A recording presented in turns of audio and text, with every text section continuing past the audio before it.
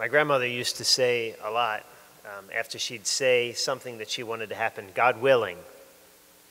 In the seminary, as we were getting to the point where we were thinking about being ordained to the priesthood, every time we said, well, when I'm ordained a priest, but then I think we thought, well, we shouldn't say that, so we'd always say, God willing. I had a classmate who would always just say, G-dubs. We knew what that meant. But God willing, we say that a lot. But what we really mean is, I hope God agrees with me.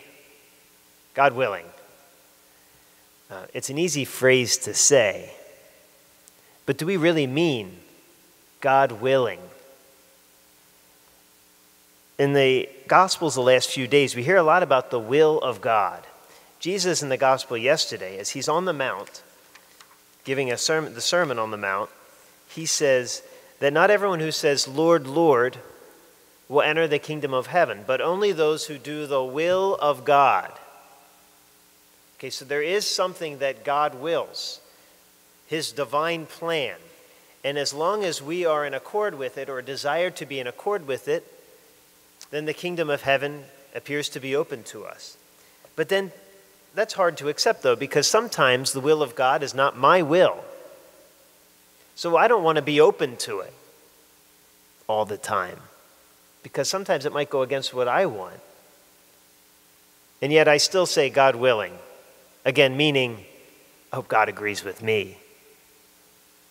But I don't have the plan of salvation worked out. He does. In the gospel today, this leper, he takes a chance. He goes to Jesus and says, if you will it, make me clean. He lays his healing at the hand of Jesus, saying, it's up to you. I'm offering myself to you. It's up to you. He takes a chance. And what happens? Jesus says, I do will it. Be made clean. I can imagine the joy in that leper who, giving his life into the hand of God, this was his life, everything about it, his separation from his family, his community, everything. He laid it in the hands of Jesus. And then Jesus said, I do will it. I do love you so much that I will that you be made clean. And he was. Brothers and sisters, this leper is a great reminder and a great example for us. We say God willing. Let's put it into practice. Today, let's ask Jesus something that perhaps we desire, but let's lay it in his arms and say, if you will it, Jesus. But if you don't, I trust that what you will is good for me. Let's have that faith, the faith that this leper had, and hand over our lives to Jesus in this way. And I know we will feel provided for whatever the answer is.